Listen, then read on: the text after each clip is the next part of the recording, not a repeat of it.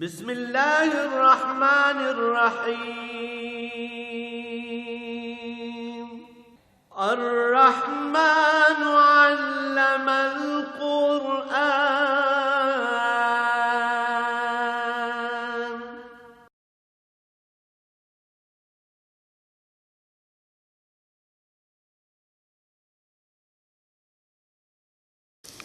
الحمد للہ رب العالمین والصلاة والسلام علی حبیبہ محمد وآلہ وصحبہ اجمعین. اعوذ باللہ من الشیطان الرجیم. بسم اللہ الرحمن الرحیم.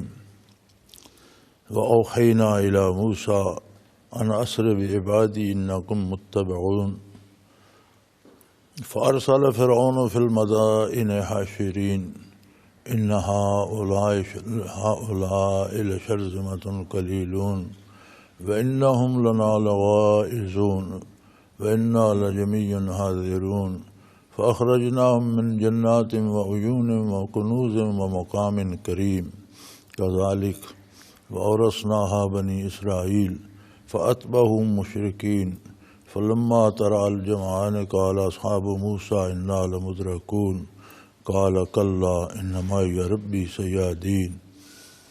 اللہم سبحانک لا علم لنا الا ما علمتنا انک انت العلیم الحکیم. رب اشرح لی صدری ویسر لی امری واحلل عقدۃ من لسانی یفقہوا قولی. رب زدنی علما. مولایا صلی وسلم دائما ابدا علی حبیبک خیر الخلق کلہم.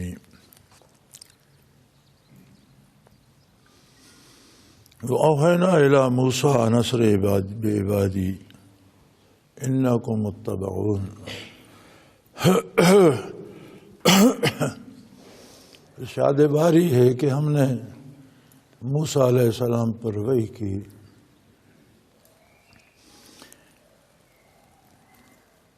کہ آپ میرے بندوں کو لے کر نکلیں. انکم متبعون، یقیناً فرعونی آپ کا تعاقب کریں گے. جادوگروں کے مقابلے کے بعد بھی اور بے شمار دیگر معجزات دیکھنے کے بعد بھی جب فرعون اور اس کی قوم نے ایمان قبول نہ کیا تو اللہ کریم نے موسیٰ علیہ السلام پر وحی فرمائی کہ آپ بنی اسرائیل کو لے کر راتوں رات نکل جائیے، اور یہ بھی فرما دیا کہ یہ تمہارے پیچھے آئیں گے. انسان جب معرفت باری سے ناآشنا ہوتا ہے تو اپنی تجویزیں اپنی تدبیریں لڑاتا رہتا ہے. اگر عظمت باری کا احساس ہو تو پھر اس کی تدبیر اللہ کے حکم کے تابع ہوتی ہے اور وہ اسباب میں داخل ہوتی ہے. جائز اسباب کا اختیار کرنا شرعی طریقہ ہے، لیکن اسے نتائج کی امید اللہ کریم سے ہوتی ہے. اسباب اس لیے اختیار کیے جاتے ہیں کہ سبب اختیار کرنے کا حکم ہے، اور جب حکم الہی ہے تو پھر سبب بھی وہی اختیار کرنا ہوگا جو اللہ کی طرف سے جائز ہے. شریعت کے باہر کا کوئی ہیلا جائز نہیں ہوگا.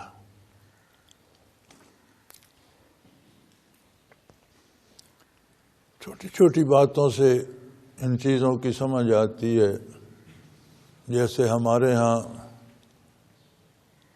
ہمارا طبقہ عمرا تو اکثر غذا کے طور پر شراب پیتے ہیں، پانی کی جگہ پیتے ہیں. غریب بھی کسی کو کوئی ٹھنڈ لگ جائے، بیمار ہو جائے تو کہتے ہیں اسے شراب پلاؤ. اب علاج کرنا تو سنت ہے، لیکن اگر شراب علاج ہوتا تو اللہ اسے حرام کیوں فرماتا؟ بیماری میں بھی شراب پیے گا تو وہی گناہ ہوگا جو صحت میں پیتا ہے، حرام پینے کا گناہ ہوگا. اسباب بھی دائرہ شریعت کے اندر ہونے چاہیے، چونکہ اسباب سے کچھ نہیں ہوتا. جو بھی کرنا ہوتا ہے وہ اللہ کریم خود کرتے ہیں، نتائج اللہ مرتب کرتے ہیں. تو پھر جن چیزوں کو اللہ نے حرام کر دیا ہے ان کو سبب بنانے کا کیا فائدہ؟ اللہ کی نافرمانی کر کے آپ اللہ سے کوئی فیصلہ تو نہیں لے سکتے۔ اطاعت کر کے بھی بندہ فیصلہ اپنی مرضی کا نہیں لے سکتا، فیصلے وہ اپنی مرضی سے کرتا ہے، اس لیے کہ وہ کائنات ساری کا رب العالمین ہے، اور ہر کام اس کی مرضی کے مطابق ہوتا ہے، اب اس کے اپنے فیصلے ہیں۔ فرمایا آپ بنی اسرائیل کو لے کر نکل جائیے، راتوں رات نکل جائیے۔ بنی اسرائیل خدمت کرتے تھے، قبطیوں کی خادموں اور نوکروں کی طرح تھے، اور اکثر ان کا مال دولت بھی ان کی تعویل میں رہتا تھا، جیسے کوئی ملازموں کو چیزیں دیتا ہے کہ یہ سنبھال کے رکھو۔ تو موسیٰ علیہ السلام بحکم الہی راتوں رات بنی اسرائیل کو لے کر نکل گئے۔ فرعونیوں کا بہت سا زر و جواہر اور مال و دولت بھی ان کو ساتھ لے گئے، اور یہ بھی خبر کر دی انکم متبعون، یہ لوگ تمہارے پیچھے آئیں گے۔ اب آگے کیا ہوگا یہ اللہ کو معلوم تھا۔ جب صبح ہوئی اور فرعون کو خبر پہنچائی گئی کہ اسرائیلیوں کا تو کوئی بندہ شہر میں نہیں ہے، 6.25 لاکھ کے قریب لوگ تھے، سارے راتوں رات نکل گئے ہیں، اور پھر ہمارا بہت سا سونا چاندی زر و جواہر اور مال و دولت بھی ساتھ لے گئے ہیں۔ فارسل فرعون فی المدائن حاشرین، تو فرعون نے شہروں میں ہرکارے دوڑا دیے۔ وہ عہد ایسا تھا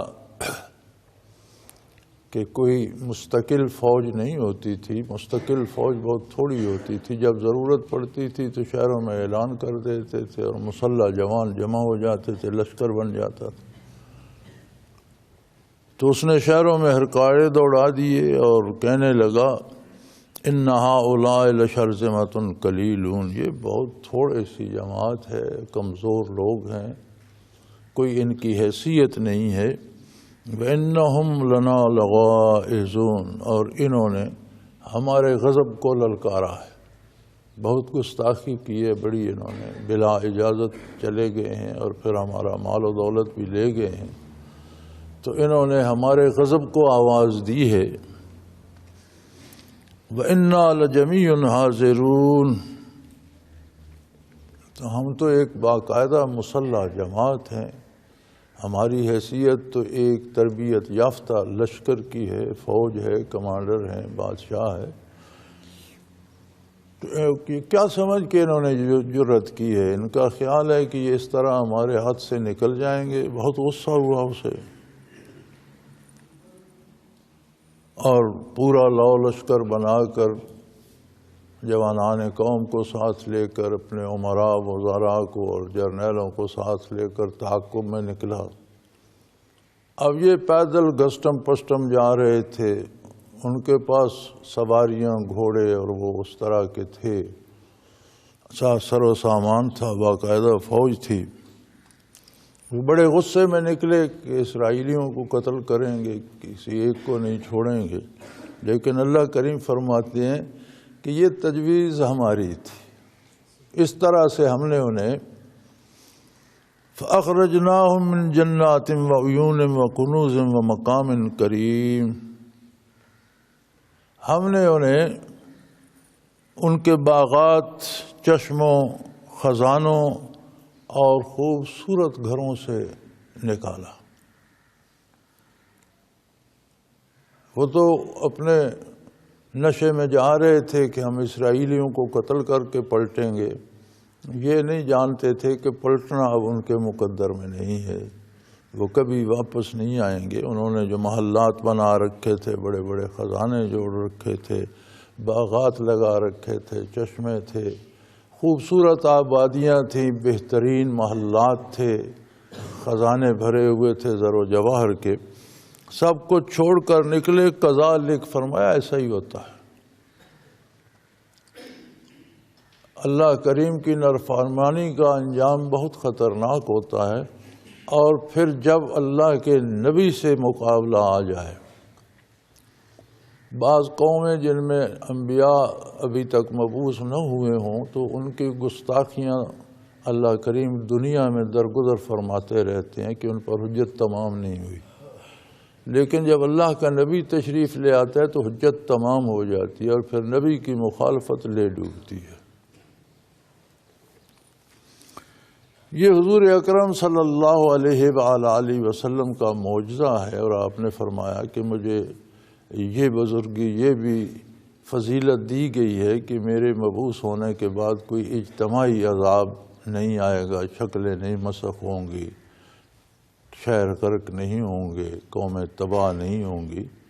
ورنہ جو کچھ آج روئے زمین پہ ہو رہا ہے، تھوڑا سا اگر انسان غور کرے اور اپنا خیال کرے، اپنی قوم کا خیال کرے اور سوچے کہ ہم کیا کر رہے ہیں، تو مسلمان کہلانے والے کیا کچھ کر رہے ہیں، تو جو مسلمان ہی نہیں وہ کیا کرتے ہوں۔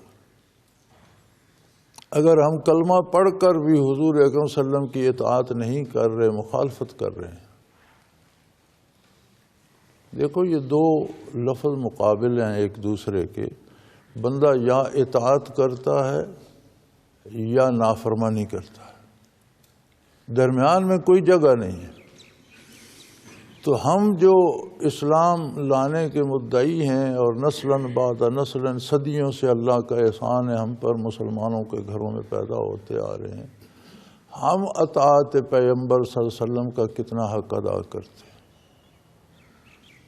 اگر ہم اپنے دن بھر کے الفاظ لکھ لیں جو ہم بولتے ہیں، ارادے لکھ لیں جو ہمارے دلوں میں ہیں، اور وہ کام لکھ لیں جو دن بھر ہم کرتے ہیں، اور شام کو بیٹھ کر ہم دیکھیں تو اندازہ ہو جائے کہ ہم نے دن بھر میں اطاعت کتنی کی اور نافرمانی کتنی کی۔ تو یہ ایسا دور آ گیا ہے کہ اگر مسلمان نافرمانی پہ اتر آئے ہیں تو کفار کیا کچھ نہ کرتے ہوں گے۔ لیکن پھر یہ حضور اکرم صلی اللہ علیہ وسلم کی برکت ہے کہ کوئی اجتماعی عذاب نہیں آتا، دنیاوی عذاب نہیں آتا، یا غرق ہونے کی نوبت نہیں آتی، لیکن یہ عذاب ضرور آتا ہے کہ جتنا کوئی نافرمانی کرتا ہے اتنی اس سے توفیق اطاعت مزید سلب ہوتی چلی جاتی ہے، اور گناہوں میں اور جرائم میں غرق ہوتا چلا جاتا ہے، تاکہ موت پر آنکھ کھلتی ہے۔ جب آنکھ بند ہوتی ہے تو پھر آنکھ کھلتی ہے،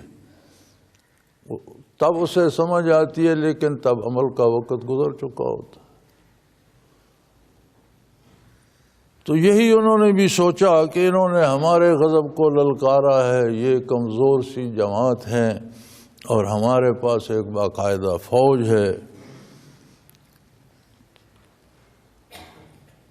تو پیچھے نکل کھڑی ہوئی۔ اللہ کریم فرماتے ہیں ان بے وقوفوں کو یہ سمجھ نہ آئی کہ ہم نے انہیں اس ترکیب سے باغات اور چشموں سے اور گھروں اور خزانوں سے اور دولت خانوں سے اور خوبصورت گھروں سے، اس تدبیر سے ہم نے انہیں نکال دیا۔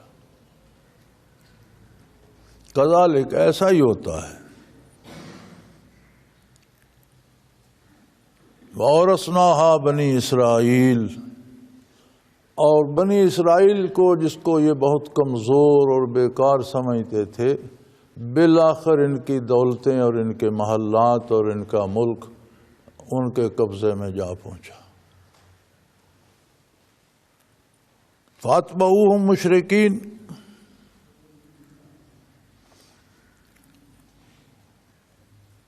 چنانچہ صبح صبح فرعونی بھی پیچھے نکل کھڑے ہوئے، رات کو اسرائیلی نکلے تھے، فرعونی صبح صبح نکل کھڑے ہوئے۔ ان کا سفر پیدل زیادہ تھا، تھوڑے اسباب تھے، ہوں گی کچھ سواریاں بھی ہوں گی، کچھ ریڑے گڑیاں بھی ہوں گی، لیکن وہ اس ایک تازہ دم لشکر کے مقابل میں تو نہیں تھے، ان کے پاس گھوڑے اور سواریاں تھیں۔ تو صبح صبح پیچھے فرعونی بھی نکل کھڑے ہوئے، اور دن نکلتے نکلتے انہوں نے جا لیا۔ وہ بحیرہ کلزم پر پہنچ چکے تھے، آگے سمندر آ گیا، پیچھے فرعونیوں کا لشکر آ گیا، فرعون خود قیادت کر رہا تھا۔ فلما ترى الجمعان،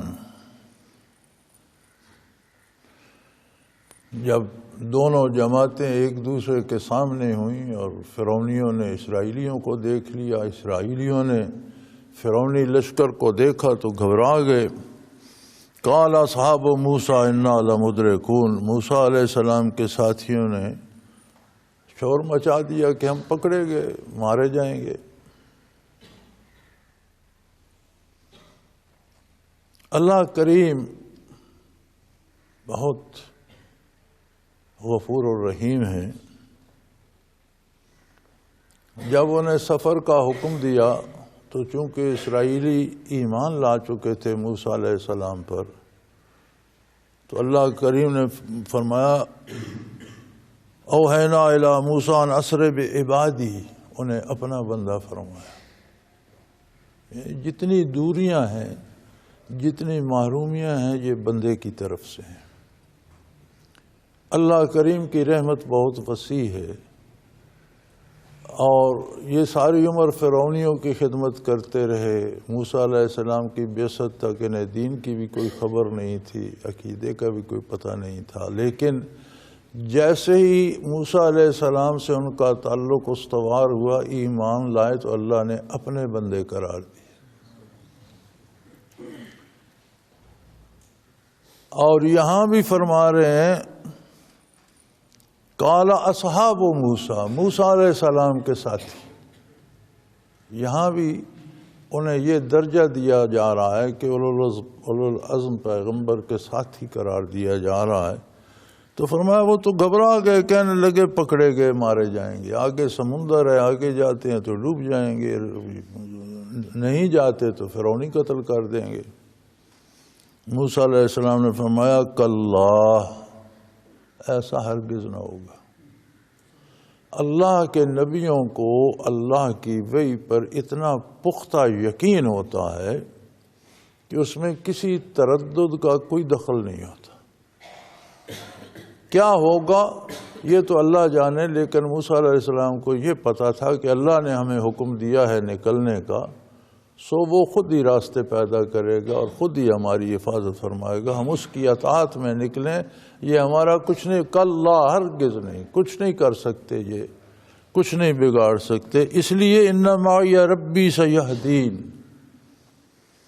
میرے ساتھ میرا پروردگار ہے، وہ راستہ نکال دے گا۔ یہاں بھی معیت باری کو موسیٰ علیہ السلام نے اپنی ذات تک مخصوص رکھا ہے، ان معی ربی، میرے ساتھ ہے، اور پھر ربی فرمایا، ان اللہ معی نہیں فرمایا کہ اللہ میرے ساتھ ہے، ان معی ربی، میرے ساتھ میرا پروردگار، یعنی معیت اللہ کی طرف سے صفاتی ہے، نبی کی ذات کے ساتھ ہے، باقی کسی کو نصیب ہوگی تو نبی کے دامن تھامنے سے ہوگی۔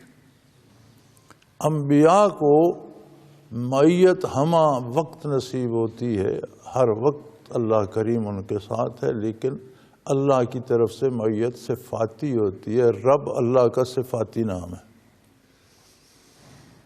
تو فرمایا ان معی ربی سیہدین، میرے ساتھ میرا پروردگار ہے، وہ مجھے راستہ دکھائے گا۔ فَأَوْحَيْنَا إِلَىٰ مُوسَىٰ أَنِ اضْرِب بِّعَصَاكَ الْبَحْرَ، تو ہم نے موسیٰ علیہ السلام پر وحی فرمائی کہ اپنا عصا سمندر پر ماریے۔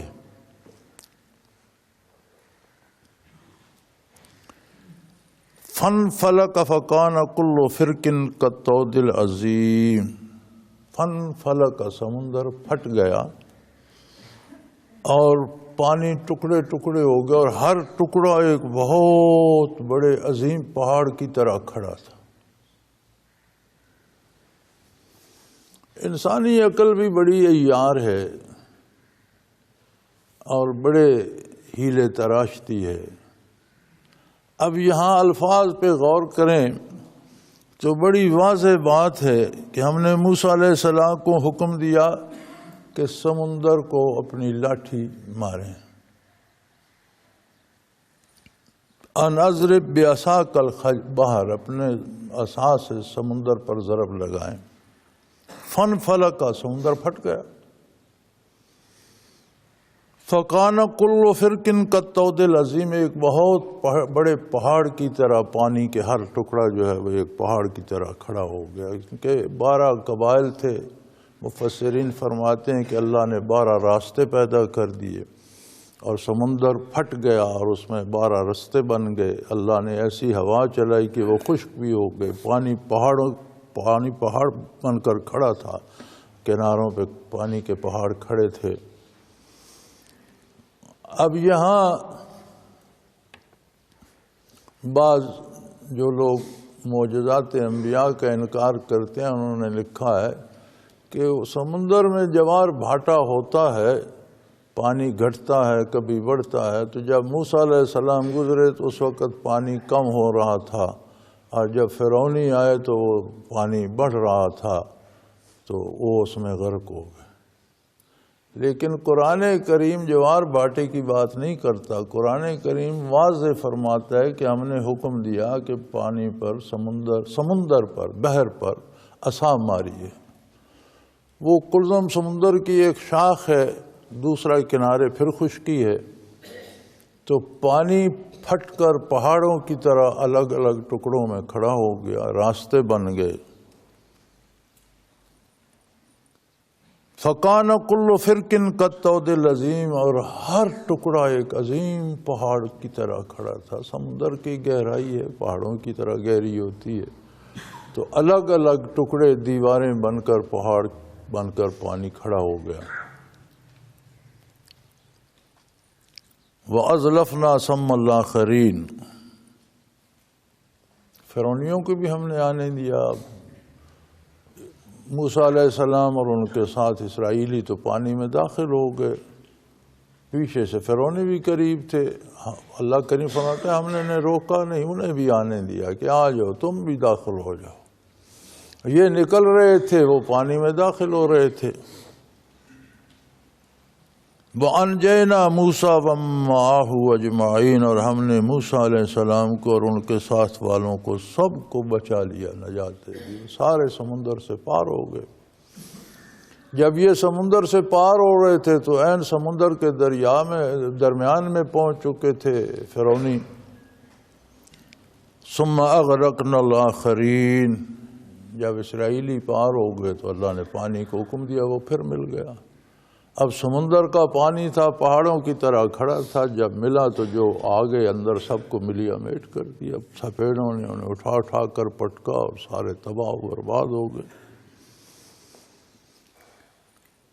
ثم اغرقنا الآخرین، اور دوسروں کو ہم نے غرق کر دیا، تباہ و برباد ہو گئے۔ وہ ایک لمحے میں، آن واحد میں، ایک عظیم سلطنت کا خود مختار فرما روا اور اپنے آپ کو خدا کہلانے والا اور اپنے آپ کو سجدے کروانے والا اور خزانوں اور دولت اور لو لشکر کا مالک آنے واحد میں فنا کی گھاٹ اتر گیا۔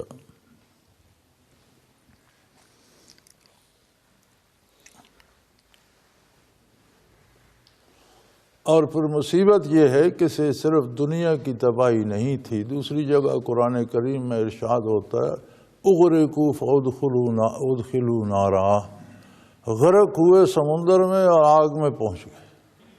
ڈوبے تو پانی میں تھے لیکن برزخ میں آگ میں پہنچ گئے۔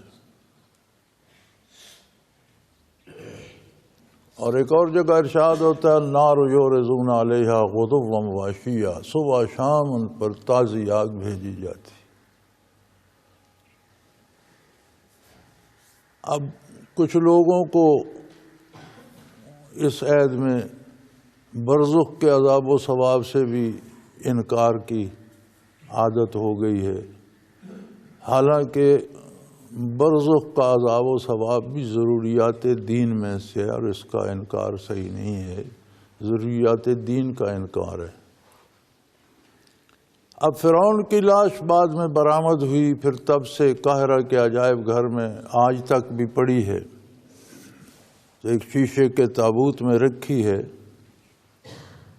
بظاہر ظاہری آنکھوں سے دیکھنے سے تو کچھ پتہ نہیں چلتا، لیکن اللہ فرماتے ہیں کہ النار یعرضون علیہا غدوا وعشیا، نہ صرف فرعون پر، اس کے سارے لشکر پر جتنے لوگ اس کے ساتھ غرق ہوئے تھے سب کے سب پر صبح شام تازی آگ بھیجی جاتی ہے۔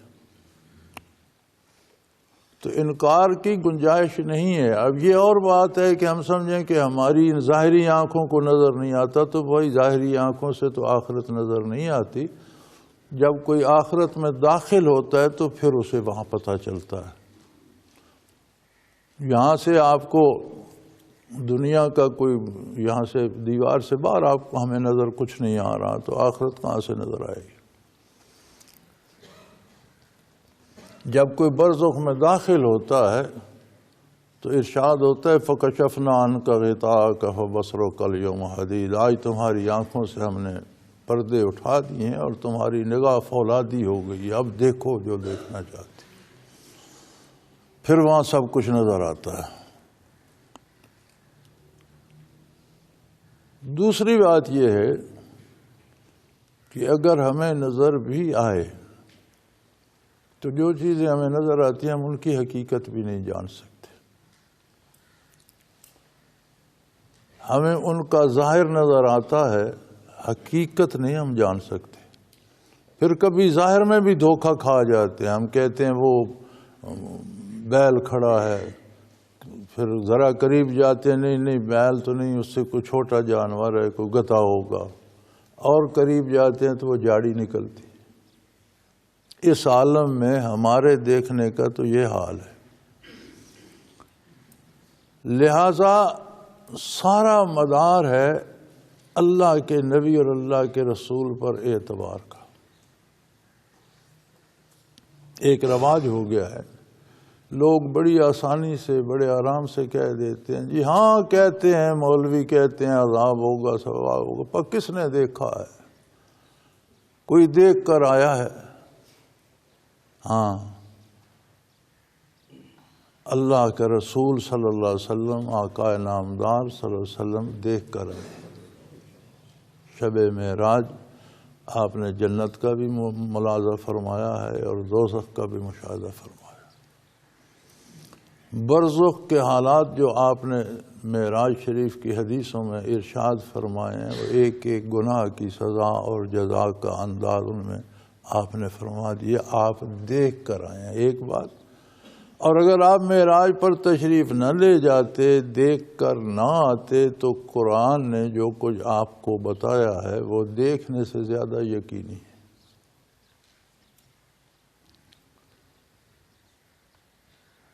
تو ایسا کیوں کہتے ہیں ہم لوگ؟ معجزات کا انکار کیوں کرتے ہیں؟ بدنصیبی ہے، نبی علیہ الصلوۃ والسلام سے تعلق میں کمزوری ہے۔ جب ایک طرف سے تعلق کمزور ہوتا ہے، روشنی سے تعلق کمزور ہوتا ہے تو اندھیرے کی طرف جاتا ہے۔ تو یہ بدبختی ہے، بدنصیبی ہے لوگوں کی، جو یہ شوشے چھوڑتے رہتے ہیں، خود بھی گمراہ ہوتے ہیں، دوسروں کو بھی گمراہ کرتے ہیں۔ چنانچہ نبی کی مخالفت جب کی فرعون اور اس کی قوم نے، تو اللہ کریم فرماتے ہیں ہم نے بڑے آرام سے انہیں ان کے خوبصورت محلوں سے، خزانوں سے، باغات سے اور چشموں سے اور آباد جگہوں سے اور آبادیوں اور شہروں سے نکالا اور آنے وحد میں غرقیاب کر دیا، سمندر کی غذا بن گئے۔ ان فی ذلک لآیہ، اس واقعہ میں بہت بڑی نشانی ہے، بہت بڑی دلیل ہے عظمت الہی کی بھی، صداقت پیغمبر کی، اور اس بات کی بھی بڑی دلیل ہے کہ بچے گا وہی جو دامان رسالت تھامے گا۔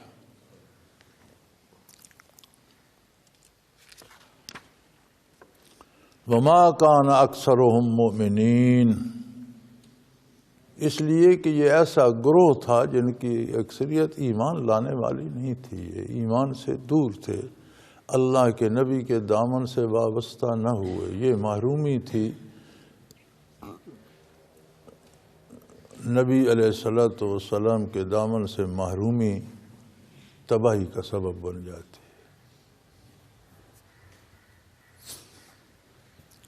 وَإِنَّ رَبَّكَ لَهُوَ الْعَزِيزُ الرَّحِيمُ، اور آپ کا پروردگار غالب ہے، رحم کرنے والا ہے۔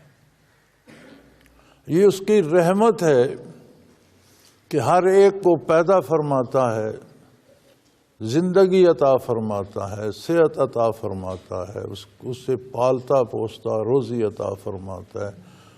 سورج کی روشنی اور ہوا کی روش کوئی تمیز نہیں کرتی، تمام مخلوقات کو فیض پہنچا رہی ہے۔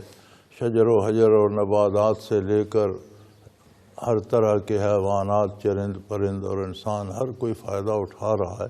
یہ اس کی رحمت عامہ ہے، لیکن وہ غالب ہے۔ جب اس کے نبی کی مخالفت کی جائے گی تو کوئی بڑی سے بڑی دنیاوی طاقت کوئی حیثیت نہیں رکھتی، چونٹی کی طرح مسلی جائے گی۔ اور یہ بہت بڑی دلیل ہے، سمجھنے والوں کو سمجھنا چاہیے۔ مولانا رومی نے کہا تھا کہ نفس مارا کم تر از فرعون نیست،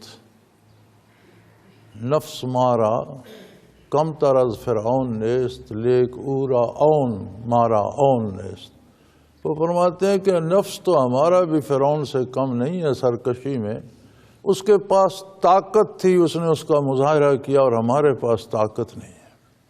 جتنی جس کے پاس طاقت آتی ہے، سوائے اس کے کہ کسی کو اللہ بچا لے، اتنا چھوٹا موٹا فرعون وہ بن جاتا ہے۔ جتنی کسی کے پاس وسائل ہوتے ہیں، دولت ہوتی ہے، جتنا عہدہ آ جاتا ہے، اتنی اکڑ اس میں بھی آ جاتی ہے۔ تو فرماتے ہیں اللہ اگر عظمت دے، دولت دے، عہدہ دے، حکومت دے، اختیار دے، تو اس کا مزید شکر ادا کرنا چاہیے، اس پر فرعون کی طرح اکڑنا نہیں چاہیے۔ پھر ہر عہدہ اور ہر اختیار اپنے حقوق بھی رکھتا ہے اور فرائض بھی رکھتا ہے۔ حقوق اپنے ہر بندہ اگر چاہے تو معاف بھی کر سکتا ہے، لیکن فرائض سے جان نہیں چھڑا سکتا، فرائض اسے ادا کرنا ہوتا ہے۔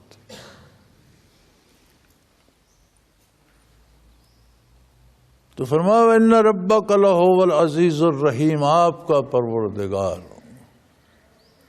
سبحان اللہ۔ یہاں حضور اکرم صلی اللہ علیہ وسلم کو مخاطب فرماتے ہوئے بڑی لطیف بات کی قرآن کریم نے، ان ربک، آپ کا پروردگار۔ بھئی رب تو وہ سارے عالم کا ہے، رب العالمین ہے، تو پھر خاص آپ کا کیا ہو گیا؟ فرمایا رب العالمین ہے تو وہ عزیز بھی ہے، رحیم بھی ہے۔ جو آپ کا دامن تھامے گا اسے اس کی رحمت تھام لے گی، جو آپ کی اطاعت سے نکلے گا وہ سن لے، وہ غالب بھی ہے، وہ اس سے انتقام لے گا، وہ بھاگ کر کہیں نہیں جا سکے گا۔ ان ربک لہو العزیز الرحیم، آپ کا پروردگار، یہ پروردگار عالم ہے۔ فرمایا لیکن اس کی رحمت سے رشتہ تب جڑے گا جب آپ کا دامن تمہارے ہاتھ میں ہوگا، ورنہ وہ رب تو ہے، وہ عزیز بھی ہے، غالب بھی ہے۔ وہی ہے جو سبزے کو حیات دیتا ہے، اور وہی ہے جو اسے خاک بنا کر اڑا دیتا ہے، وہی ہے جو چیزوں کو پیدا فرماتا ہے، اور وہی ہے جو انہیں فنا کے گھاٹ اتار دیتا ہے۔ سو اگر رحمت رب العالمین چاہیے تو پھر دامن رحمت للعالمین تھامنا ہوگا۔ بِإِنَّ رَبَّكَ لَهُوَ، یقیناً آپ کا پروردگار غالب بھی ہے، بہت بڑا رحم کرنے والا بھی ہے۔ وَاتْلُ عَلَيْهِمْ نَبَأَ ابراہیم، آپ ان کو، اہل عرب کو، ابراہیم علیہ السلام کا قصہ سنائیے۔ مشرکین عرب کو یہ دعویٰ تھا کہ ہم دین ابراہیمی پر ہیں، اس لیے ہم نجات یافتہ قوم ہیں، اور ہم جو کچھ کرتے ہیں یہ دین ابراہیمی ہے۔ اللہ کریم نے فرمایا کہ تم نام ابراہیم علیہ السلام کا لیتے ہو، دعویٰ ان کے نام کا کرتے ہو، کام سارے تمہارے مشرکانہ ہیں، بتوں کو پوجتے ہو اور غیر اللہ سے امیدیں وابستہ رکھتے ہو۔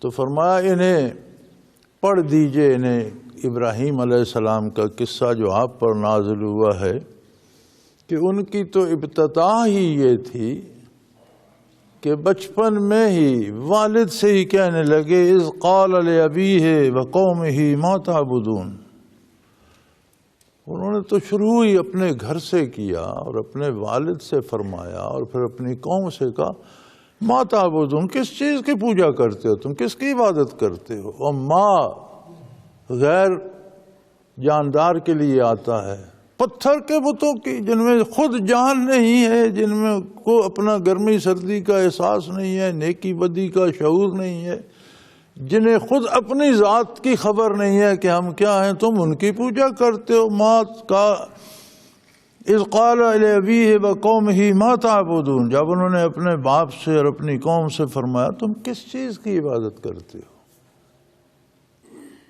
قالوا نعبد اصناما، وہ کہنے لگے ہم بتوں کی پوجا کرتے ہیں۔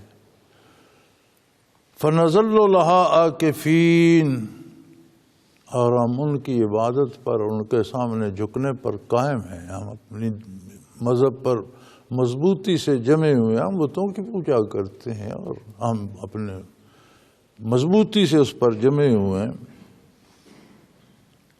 تو حضرت ابراہیم علیہ السلام نے فرمایا قال هل يسمعونكم اذ تدعون، جب تم انہیں پکارتے ہو تو وہ تمہاری بات سنتے ہیں؟ یہ بے جان پتھر ہے، اس میں صلاحیت ہی نہیں ہے تمہاری بات سننے کی، وہ تو تمہاری بات سے ہی بے خبر ہیں، تمہارے سجدوں سے بے خبر ہیں، تمہاری دعائیں جو مانگتے ہو ان سے بے خبر ہیں، جو ان کا نام لے کر وہ اس سے بے خبر، انہیں تو پتھر کو کیا خبر ہے تم کیا کر رہے ہو، کہاں ٹکرے مار رہے ہو۔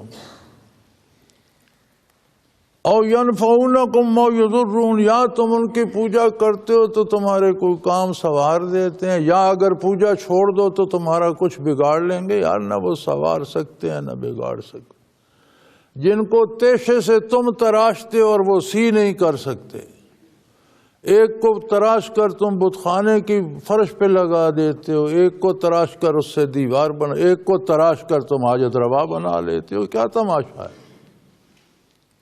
نہ وہ تمہاری بات سن سکتے ہیں، نہ تمہیں جواب دے سکتے ہیں، نہ تم ان کی پوجا کرتے رہو تمہارا کوئی سنوار سکتے ہیں، اور اگر پوجا چھوڑ دو تو تمہارا بگاڑ بھی کچھ نہیں سکتے۔ قالوا بل وجدنا آباءنا كذلك يفعلون، اب ان کے پاس کوئی دلیل تو تھی نہیں، ان باتوں کا تو کوئی جواب بھی نہیں تھا، اب یہ تو عقلاً بھی باتیں درست تھیں اور ایک دلیل کی حیثیت رکھتی تھی، اور ان کے پاس اس کی کوئی دلیل تو تھی۔ کہنے لگے ہم نے باپ دادا کو ایسے ہی کرتے دیکھا ہے اور ایسا ہی ہم بھی کر رہے ہیں۔ بھئی یہ کون سی دلیل ہے؟ اگر باپ دادا خدا نہ خواستہ گمراہ تھے تو تمہیں گمراہ ہی ہونا ہے۔ ہم محسوس نہیں کرتے یا محسوس کرنے کی ضرورت ہی نہیں سمجھتے، ورنہ یہ چیزیں ہم میں بھی آ گئی ہوئی ہیں۔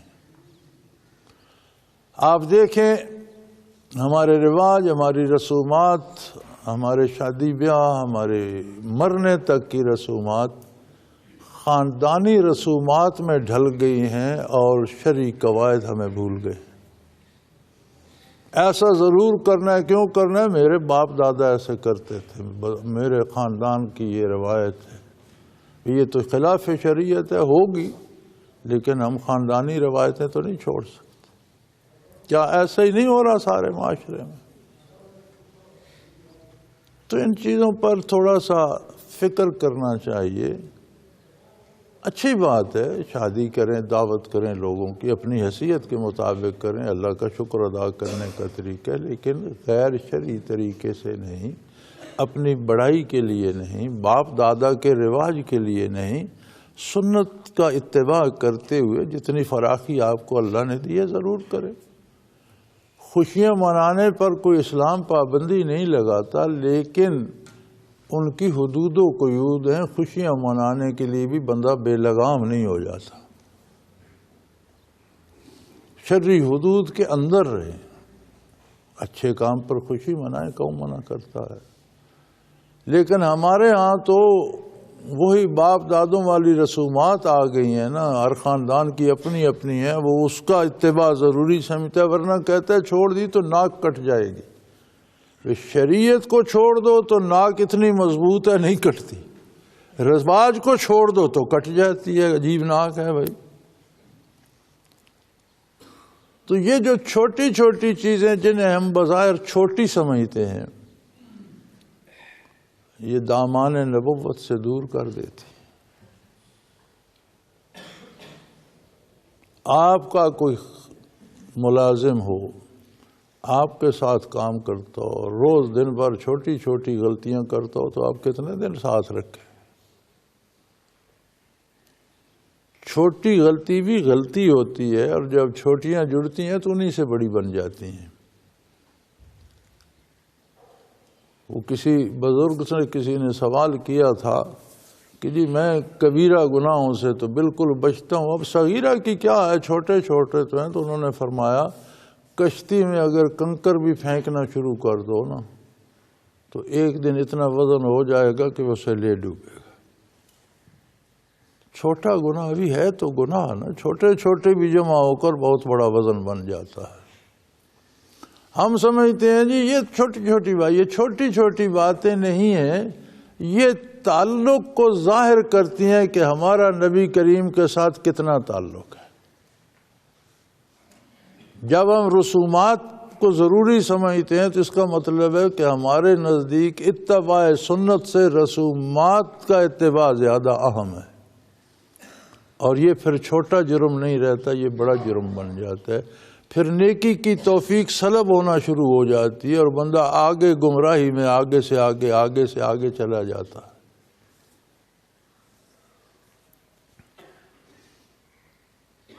تو وہ کہنے لگے جی ہمارے پاس اور تو کوئی دلیل، ہمارے باپ دادا ایسا ہی کرتے تھے، ہم نے باپ دادا کے رسم کو اپنا رکھا ہے، اب اسے چھوڑ دیں تو ناک کٹوا بیٹھے ہیں، ہم تو اسی پر جمے ہوئے ہیں۔ قَالَ أَفَرَأَيْتُم مَا كُنتُمْ تَعْبُدُونَ أَنتُمْ وَآبَاؤُكُمُ الْأَقْدَمُونَ فَإِنَّهُمْ عَدُوٌّ لِّي إِلَّا رَبَّ الْعَالَمِينَ۔ انہوں نے فرمایا دیکھو اسلام کی بڑی خوبصورت تعریف یہاں آ گئی۔ اسلام کیا ہے؟ اللہ کی توحید، اللہ کے نبی کی رسالت اور ضروریات دین کا اقرار، لیکن اس کے ساتھ کفر و شرک اور برائی کا انکار ضروری ہے۔ صرف اقرار نہیں چاہیے، انکار مقدم ہے۔ لا الہ الا اللہ، لا پہلے ہے، نفی پہلے ہے، کوئی بھی معبود نہیں، قصہ ہی ختم ہو گیا۔ اب لا الہ پہ رک جائیں تو یہ خود کفر ہو جاتا ہے کہ سب کی تمام کی نفی ہو گئی، گویا اللہ کی ذات کی بھی نفی ہو، کوئی معبود ہے ہی نہیں۔ جب لوح دل صاف ہو جائے تو اب اس پر لکھو الا اللہ، صرف اللہ معبود ہے۔ اگر یہ کہا جائے کہ اور بھی چھوٹے موٹے ہیں لیکن اللہ سب سے بڑا معبود ہے، تو اسلام نہیں، پھر بھی کفر ہی رہے گا، شرک آئے گا، اس میں شراکت آئے گی، تھوڑی صحیح ہے تو شراکت، ساجھیداری تو بن گئی تھوڑی صحیح، پائی کا حصے دار بھی حصے دار تو ہوتا ہے، شریک تو ہوتا ہے۔ تو اسلام نے لا جو نافیہ ہے، نفی کرنے والا ہے، اس کو مقدم رکھا ہے۔ لا الہ، کوئی معبود ہے ہی نہیں الا اللہ، مگر اللہ ہے۔ تو یہاں حضرت ابراہیم علیہ السلام نے ان سے کہا دیکھو یہ جو تم ہو، تمہارا قومی مزاج ہے، تمہاری رسومات ہیں، اور تمہارے بت جن کی تم پوجا کرتے ہو، تم بھی اور تمہارے پہلے باپ دادا بھی، فَإِنَّهُمْ عَدُوٌّ لِّي، یہ سب میرے دشمن ہیں، میری ان سب کے ساتھ دشمنی ہے، میں ان کا دشمن ہوں، یہ میرے دشمن ہیں۔ گویا توحید کا ماننا یہ ہے کہ شرک کا انکار کیا جائے۔ صرف اقرار کافی نہیں ہے، اسلام کا اقرار ہی کافی نہیں ہے، کفر کا انکار بھی ضروری ہے۔ یہ جو بین المذاہب ہم آہنگی ہے، یہ نہیں چلتی۔ یہ جو بین المذاہب آہنگی بنائی جا رہی ہے، پتہ ہے اس کا اصل کیا ہے؟ اس کا یہ ہے کہ جی مسلمان اللہ کہتا ہے، ہندو رام کہتا ہے، عیسائی جیسس کہتا ہے، یہودی موسیس کہتا ہے، تو اس حوالے سے سارے بالآخر اللہ ہی کو پوجتے ہیں، کوئی اس طرح سے کوئی اس طرح سے، تو مذاہب میں ہم آہنگی ہونی چاہیے، یہ کفر اور اسلام سب برابر ہے، یہ ممکن نہیں ہے۔ رات اور دن اکٹھے نہیں ہو سکتے، آگ اور پانی جمع نہیں ہو سکتے، گرمی اور سردی یکجا نہیں ہوتی، یہ چیزیں مختلف ہیں۔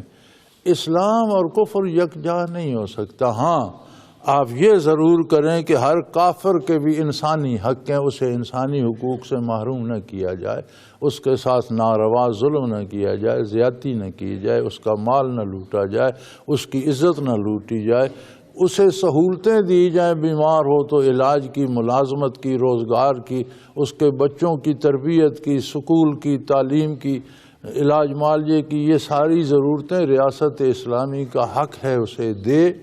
مسلمان کا حق ہے کہ اپنے کافر پڑوسی کی بھی عزت و آبرو اور ناموس کا لحاظ کرے اور اس کا احترام کرے، اس سے زیادتی نہ کرے، لیکن دونوں ایک نہیں ہو سکتے۔ اسلام اسلام ہے اور کفر کفر ہے۔ کفر اور اسلام میں ہم آہنگی نہیں ہو سکتی۔ کافر کے بحیثیت کافر بھی اپنے انسانی حقوق اس کے بحال ہیں۔ سو ابراہیم علیہ السلام نے یہاں توحید باری بیان کرنے سے پہلے ان کے شرک کا انکار کیا۔ یہی کلمہ اسلام بھی ہے، لا الہ الا اللہ۔ تو فرمایا قالا رأیتم، بھلا تم دیکھتے ہو، غور کرو، جن کی تم پوجا کرتے ہو، تم بھی، تمہارے باپ دادا متقدمین بھی، یہ سب میرے دشمن ہیں سوائے رب العالمین کے۔ میرا تعلق اس ہستی سے ہے جو کائنات کا پروردگار ہے، میں اسے معبود مانتا ہوں جو معبود حقیقی ہے، اور یہ سب ان کے ساتھ میری دشمنی ہے، میرا ان کے ساتھ کوئی تعلق نہیں، ان کے ساتھ دشمنی ہے، میں ان کے خلاف ہوں، میرا ان سے کوئی تعلق نہیں۔ اور وہ رب العالمین وہ ہے الذی خلقنی فہو یہدین، وہ جس نے مجھے پیدا کیا وہی میری رہنمائی فرماتا ہے۔ والذی هو یطعمنی ویسقین، اور وہی ہے جو مجھے روزی دیتا ہے، کھانا پینا رزق عطا کرتا ہے، جس نے پیدا کیا ہے وہی میرا رب ہے، وہی کائنات کا رب ہے۔ بتوں کی طرف سے مجھے کوئی نفع نہیں ملتا، نہ مجھے بتوں کے ساتھ تو میری تو دشمنی ہے۔ فَإِذَا مَرِضْتُ فَهُوَ يَشْفِينِ، اور جب میں بیمار ہوتا ہوں وہی شفا عطا کرتا ہے۔ صحت بیماری کا مالک بھی وہ ہے، پیدا کرنے اور مارنا بھی اس کے اختیار میں ہے، روزی رزق عہدہ درجہ یہ سارے نعمتیں اس کے اختیار میں ہیں۔ والذی یمیتنی ثم یحیین، اور وہی قادر ہے جو مجھے موت بھی دے گا، مجھے اس دنیا سے جانا بھی ہے، یہاں ہمیشہ نہیں رہنا، وہ پھر مجھے زندگی بھی بخشے گا۔ یہ نہیں کہ ایک دفعہ اس نے پیدا کر کے چھوڑ نہیں دیا، پیدا کر کے پال رہا ہے، ساری ضرورتیں پوری کر رہا ہے، پھر مر کر اس کی بارگاہ میں جانا ہے، وہاں زندہ ہو کر پھر جواب دینا ہے۔ والذی اطمع یغفر لی خطیئتی یوم الدین، اور وہی ہستی ہے جس سے میں یہ امید رکھتا ہوں کہ وہ میری خطائیں حساب کتاب کے دن معاف فرما دے گا۔ انبیاء معصوم عن الخطا ہوتے ہیں، نبیوں سے گناہ کا صدور نہیں ہوتا، لیکن عظمت الہی کا تقاضا یہ ہے کہ وہ معمولی سی جو بھول چوک ہو جاتی ہے، جو گناہ میں داخل نہیں ہوتی، اسے بھی خطا کر کے فرما رہے ہیں کہ میری خطائیں وہ معاف فرمائے گا۔ یہ نوید ہے خطا کاروں کے لیے کہ کوئی بڑی خطا بھی اس کی بارگاہ میں بڑی نہیں ہے۔ اگر وہ رحم فرما دے، نبی علیہ السلام کا دامن تھام لو، رحمت للعالمین کے زیر سایہ آ جاؤ، اللہ کی رحمت پالو تو خطائیں بخشی جا سکتی ہیں۔ وہ غفور الرحیم ہے، وہ رحم کرنے والا ہے۔ اسی سے میں امید رکھتا ہوں کہ وہ میری تمام خطائیں حساب کتاب کے دن معاف فرما دے گا۔ رب ہب لی حکما، اے میرے پروردگار مجھے حکم عطا کر۔ رب ہب لی حکما۔ امام راضی رحمۃ اللہ تعالی علیہ فرماتے ہیں، اکثر علماء نے یہاں حکم سے حکمت، دانش، علم مراد لیا ہے۔ امام راضی فرماتے ہیں کہ علم و دانش اور حکمت تو نبی کو جب نبوت عطا ہوئی تو سب کچھ عطا ہو گیا، تو حکمہ سے مراد یہ ہے کہ مجھے طاقت عطا کر، قوت نافذہ عطا کر کہ میں تیرے احکام کو نافذ کر سکوں۔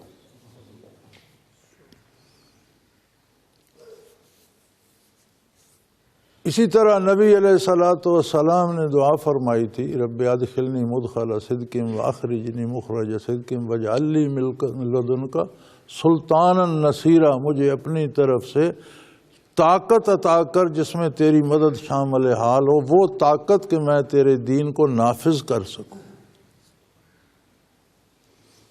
تو اگر کوئی سیاسی رتبہ پانا چاہتا ہے یا فوجی عہدہ پانا چاہتا ہے یا اور کوئی سول سروس میں آگے جانا چاہتا ہے، اس نیت سے کہ مجھے جتنا اختیار ملے گا، جو میرے بس میں ہوگا، اتنا میں اللہ کی شریعت کے مطابق فیصلے کروں گا، اتنی میں شریعت نافذ کروں گا، تو یہ مسنون ہے، یہ انبیاء کا طریقہ ہے۔ یہ اقتدار کا اصول یکسر برا نہیں ہے۔ برائی کرنا اقتدار حاصل کر کے اور برائی کے لیے اقتدار کو حاصل کرنا یہ برا ہے۔ جیسے آج کل ہماری سیاست میں چل رہا ہے، جی سینٹ کا انتخاب ہو رہا ہے اور 2 کروڑ سے 20 اور 40 کروڑ بھی بعض اوقات سنا گیا کہ ووٹوں کی قیمت لگی، مجھے دے دو 40 کو، جو 40 کروڑ یا 20 کروڑ یا 2 کروڑ بھی دے گا ایک ووٹ کا، تو اسے کتنے ووٹ چاہیے ہوں گے، وہ کتنے کروڑ بنے، اتنے خرچ کرے گا، تو پھر جب وہ سینٹ میں آئے گا تو وہ اپنا خرچہ پورا کر کے پھر دیکھے گا کہ 6 سالوں میں مزید کتنا کما سکتا ہوں، ملک کی خدمت کیا کرے گا۔ حلال حرام وہ کہاں دیکھے گا جب پہلے پیسے حرام پہ خرچ کر رہا ہے، تو پھر مزید حرام سے ہی اسے پورا کرے گا۔ یہ منع ہے، اقتدار کا حصول ان طریقوں سے منع ہے اور ان کاموں کے لیے منع ہے۔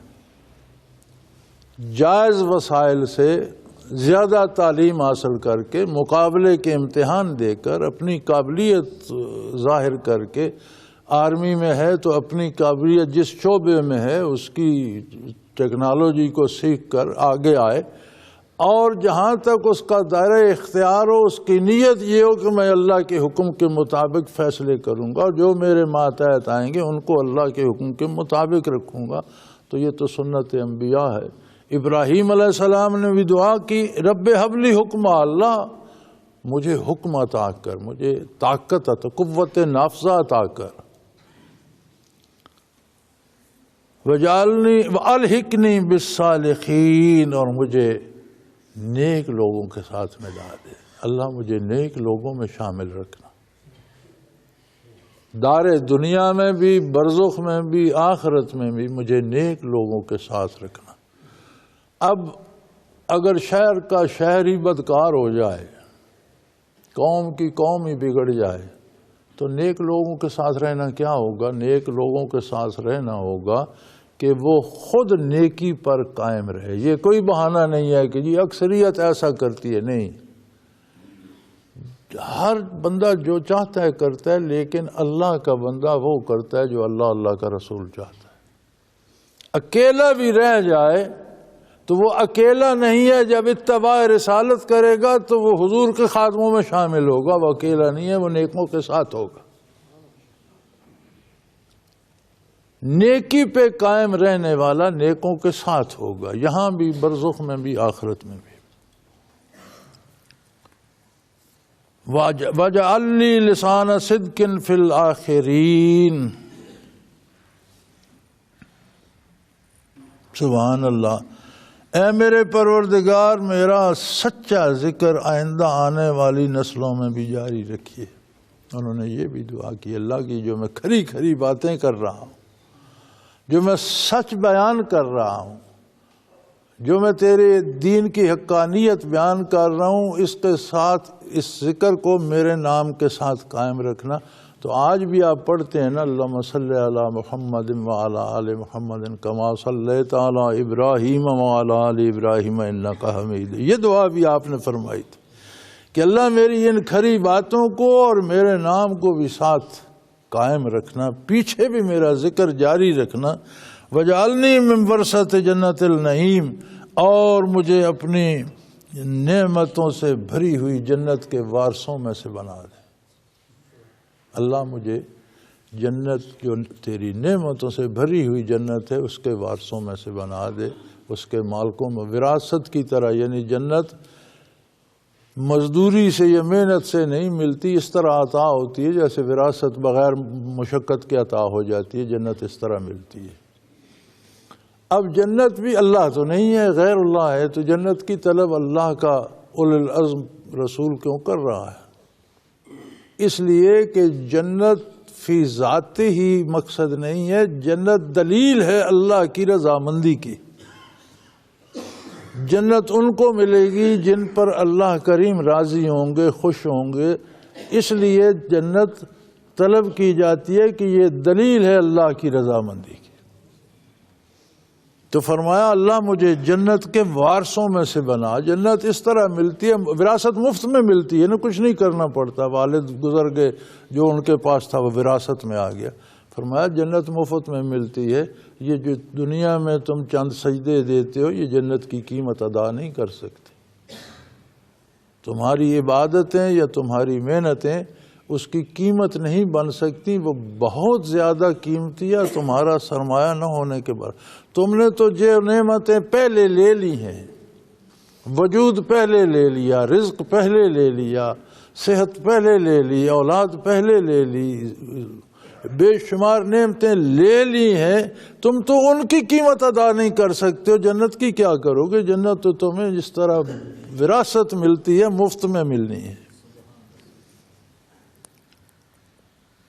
وَاغْفِرْ لِأَبِي إِنَّهُ كَانَ مِنَ الضَّالِينَ، اور پھر والد کے لیے دعا فرمائی، میرے باپ کو بھی بخش دے رب العالمین، وہ بیچارہ بھٹکا ہوا تھا راہ سے۔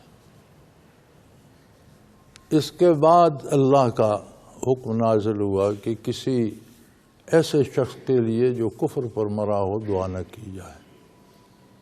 انہوں نے قرآن کریم میں اللہ کریم فرماتے ہیں اِنَّهُ لَأَوَّاءٌ حَلِيمٌ، وہ بڑے درد دل رکھنے والے اور بہت نرم مزاج تھے ابراہیم علیہ السلام۔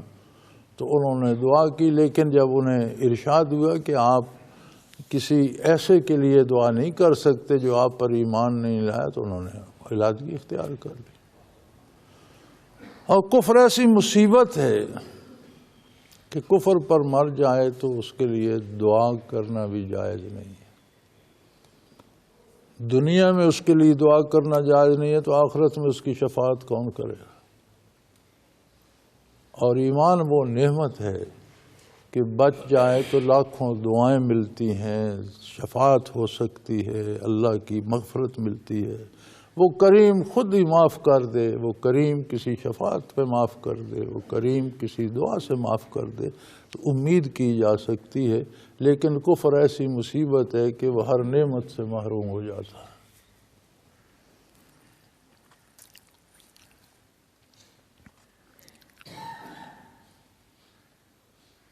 وَلَا تُخْزِنِي يَوْمَ يُبْعَثُونَ، بندہ ساری زندگی ایک ہی مصیبت میں پھنسا رہتا ہے، جی یہاں میری بدنامی ہوگی، یہاں یہ میرے خاندان کا معیار ہے، یہ ہوگا۔ وہ دعا فرما رہے ہیں اللہ جس دن دوبارہ زندہ کرے گا اس دن مجھے رسوا نہ کر، مجھے غمزدہ نہ کرنا، اس دن مجھے دکھی نہ کرنا، اس دن مجھے رسوا نہ کرنا۔ عزت وہ ہے جو عند اللہ ملتی ہے، اللہ کے نزدیک رسوا ہو اور لوگ اسے بڑا سمجھتے رہیں تو کیا ہوگا؟ لمبے لمبے سجدے کرتا رہے اور حلیے بناتا رہے کہ لوگ مجھے بہت پارسا سمجھیں، عند اللہ بات کچھ نہ ہو تو لوگوں کے سمجھنے سے کیا ہوگا؟ فرمایا جب مر کر بھی زندہ ہوں گے دوبارہ تیری بارگاہ میں آئیں گے، اس دن کی رسوائی سے مجھے بچانا، جس دن نہ مال نفع دے گا نہ اولاد، یوم لا ینفع مال ولا بنون۔ دنیا میں طاقتیں دو ہی ہیں، یا مال پاس ہو طاقت ہوتی ہے یا اولاد بازو بنتی ہے، لیکن فرمایا وہاں کوئی کسی کا یہ بڑی اس کے پاس ساتھ بڑے لوگ بڑی قوم قبیلہ ہے وہ بھی کوئی حیثیت نہیں، اس کے پاس بڑی کوئی حیثیت نہیں ہوگی، وہاں قیمت ہوگی الا من اتی اللہ بقلب سلیم۔ وہاں صرف ایک بات کی قیمت ہوگی، جو قلب سلیم لے کر اللہ کی بارگاہ میں پہنچا۔ وآخر دعوانا ان الحمدللہ رب العالمین۔ اللہ اللہ اللہ اللہ اللہ اللہ اللہ اللہ۔ حضرت امیر محمد اکرم آوان مد ذلہ العالی دارالعرفان منارہ ضلع چکوال میں سالہ سال سے قرآن و حدیث کے اوپر خطابات کر رہے ہیں اور سلسلہ نقشبندیہ اویسیہ کے مطابق لوگوں کو ذکر الہی کی تربیت دے رہے ہیں۔ وہ قرآن پاک کی تفسیر ترتیب وار بیان کر رہے ہیں۔ تفسیر قرآن کو وہ موجودہ ملکی اور بین الاقوامی حالات کے مطابق بیان کرتے ہیں۔ موٹر وے سے کلر کہار کے انٹرچینج سے نکلتے ہوئے کلر کہار کی جھیل سے ہوتے ہوئے میانی، بوچھال اور نورپور سے گزرتے ہوئے دارالعرفان منارہ پہنچ سکتے ہیں۔ حضرت امیر محمد اکرم آوان نے بچیوں اور بچوں کی دینی اور دنیاوی تعلیم کے لیے سقارہ اکیڈمی کے نام سے ایک درسگاہ بھی قائم کی ہے، جس کا افتتاح ملک پاکستان کے صدر جنرل محمد ضیاء الحق نے اپنے دست مبارک سے کیا تھا۔ وہ تمام احباب جو اسلام کی طلب رکھتے ہیں ان سے گزارش ہے کہ دارالعرفان منارہ ضلع چکوال میں امیر محمد اکرم آوان صاحب کے خطابات سے مستفید ہوں۔ وہ ہر جمعے کو نماز سے پہلے بیان فرماتے ہیں۔ ہر ماہ کی پہلی اتوار کو ماہانہ اجتماع ہوتا ہے جس میں آپ خصوصی خطاب فرماتے ہیں اور پاکستان کے چاروں صوبوں سے احباب اس اجتماع میں شرکت کرتے ہیں۔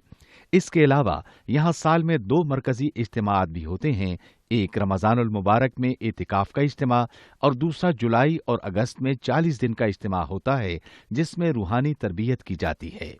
اپنا خون سیماب دے کر اتنا ہم کر جائیں گے، نام آقا کا چمن میں پھر رقم کر جائیں گے۔